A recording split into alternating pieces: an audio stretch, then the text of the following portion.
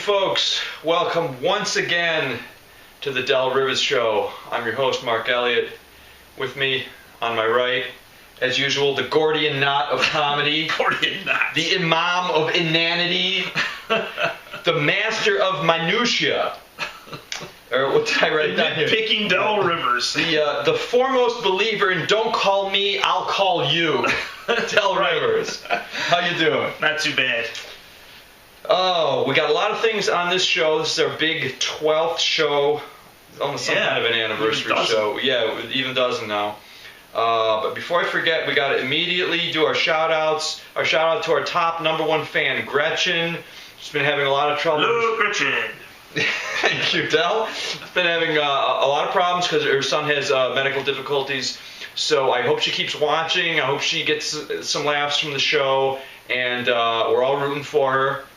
And next up, I'm giving a shout out to Mark Alexander. He's an Australian fellow, lives in Thailand with his wife, Piat, a very funny lady who, when I met them, was saying, he's always talking too much, he's never be quiet, because the guy would never shut up, he's always talking. So that one's for you, Mark. And I guess Marks think alike, that's right. And things are moving along here. We are getting some Japanese investors showing interest again. And we're on Funny and Die. We're on Funny and Die. Yeah. We got a new crew working for us. We got a producer. We got lighting crew. We also have a second unit director. Oh, great. Were you aware of that, Del? No, I wasn't aware. Del was not aware. We have a second unit director. As long as we're not paying for it, that's all that matters. Also, a while ago, I heard Ted Nugent was saying that if Obama wins the election, he'll commit suicide. And we've agreed we want to invite Ted Nugent, if Obama wins the election, to commit suicide on our show. Yes. You know, but the only contingency stipulation is it can't be firearms. You know, I have nothing against guns. I own guns, but it's, you know, suicide by firearm. Yeah, messy, we don't want any of that stuff. Messy, you know. Right. This has to be a barbiturate suicide. Yeah, barbiturate cocktail. And he has to do Wango Tango before he dies. Del request Wango Tango. This is a Del request. Cannot stress that this is a Del request.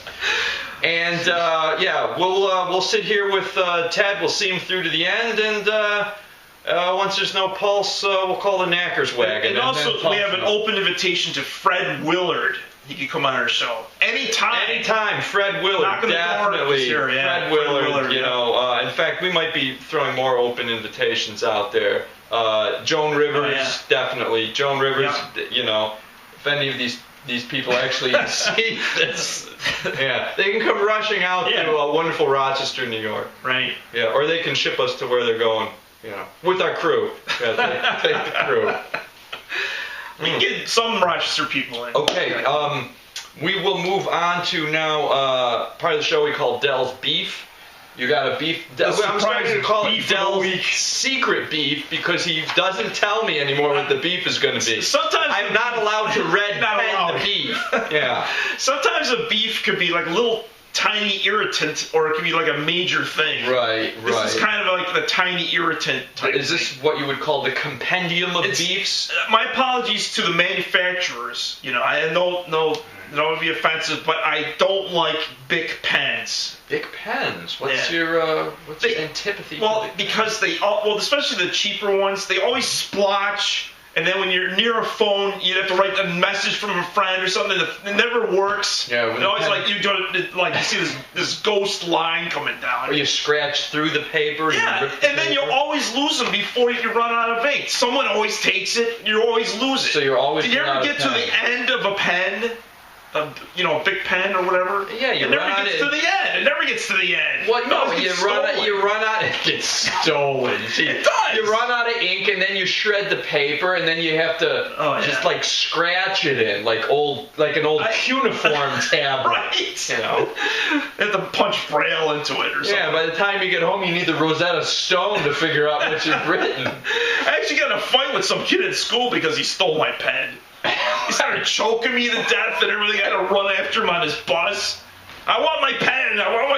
I couldn't get my pen back. How many years ago was this? It was like 9th grade or something like that. 8th grade.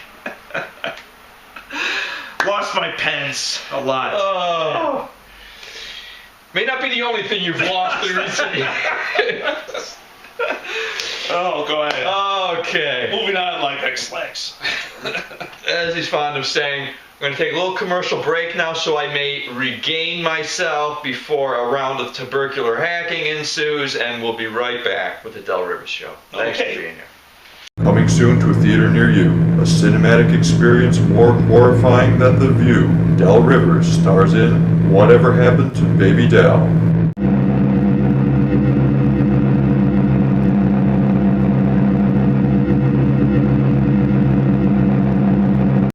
I've written a letter to Daddy. His address is heaven above. I've written, dear Daddy, we miss you. I wish you were with us to love. Whatever Happened to Baby Del, opening soon at all Joe Morris and Jerry Lewis cinemas. Ooh, and we are back. Yes, we have the blinking red light. That means we're recording, right? Yeah, there's some kind of trailer for the movie, huh, Del? Oh, jeez.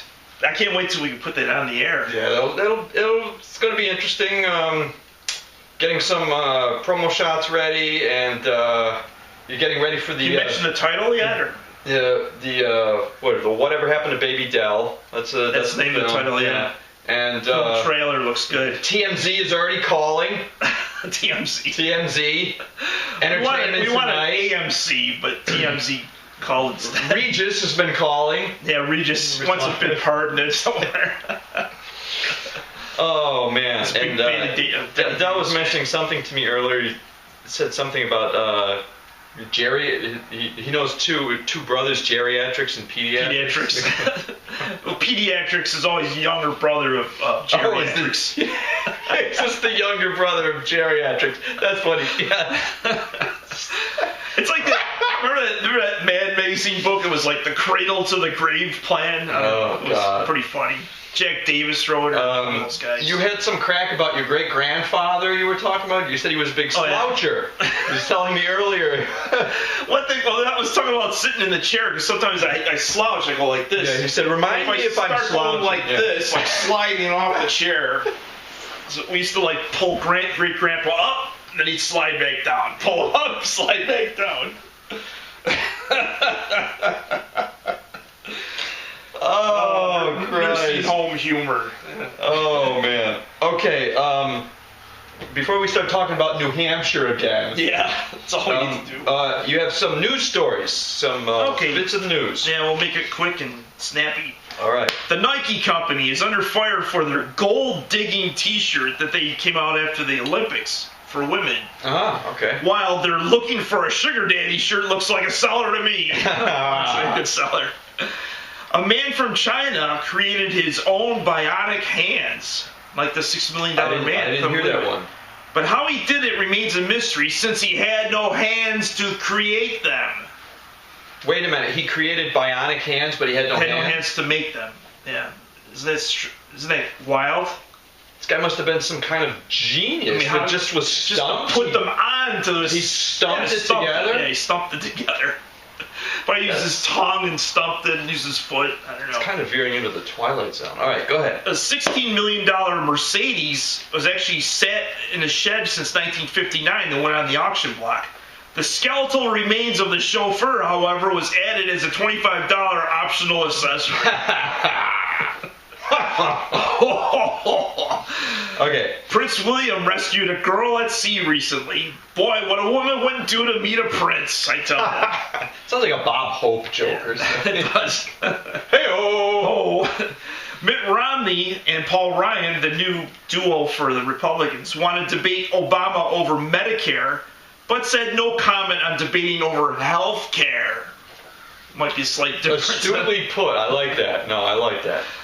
Pete Best, the drummer from the Beatles, was fired from the Beatles 50 years ago this week. Did you know that? 50 years ago, didn't know he was that, fired no. from the Beatles. while a bunch of guys fired from the Rolling Stones are still looking for jobs after 50 years. Rolling Stones. They went through some guys. Yeah, they What's had a few next? guys. What do you got next? Lastly, a couple more here. A guy survived a 6-foot pole rammed through his skull. He actually survived it. Apparently not being very bright, his brain did have enough intelligence to move out of the way. So the brain moved out of the way While but the rod went through the skull. Yeah. Oh, okay. That's why he okay. saved his life. The brain scooted to one Scooted to side one of his side. skull. Got He had you. enough space up there. Okay.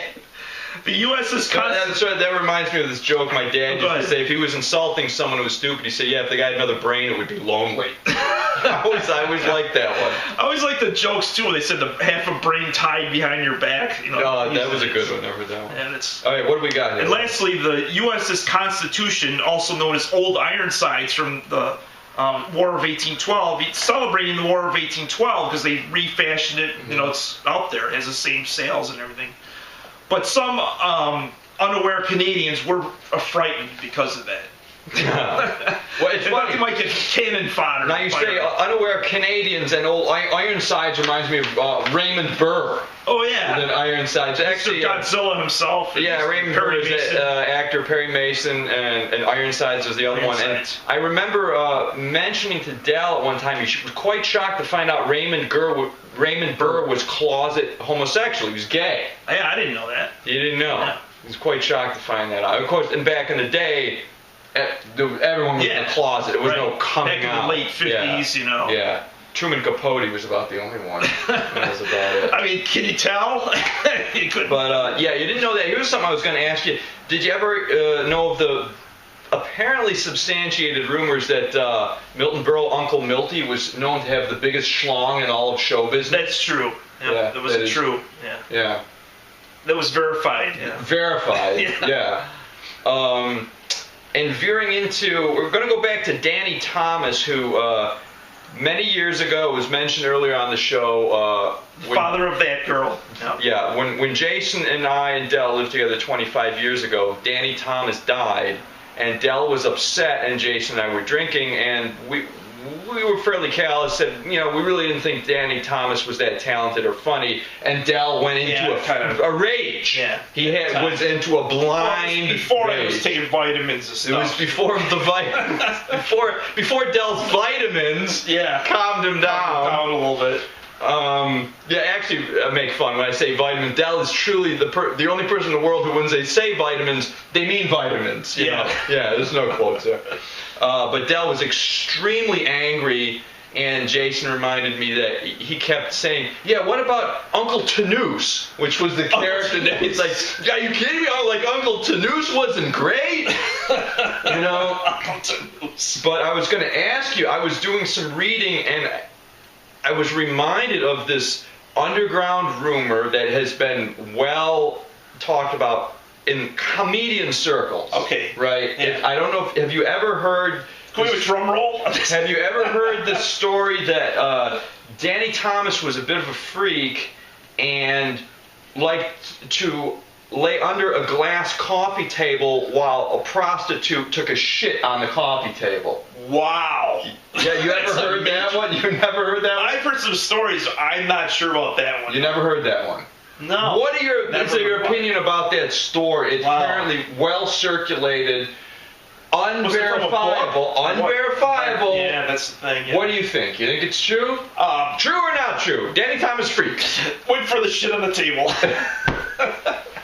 Now here's the question: first, do you think it's true? Second, do you think he was in character as Uncle Tanoose when he did it? That's what I want to know.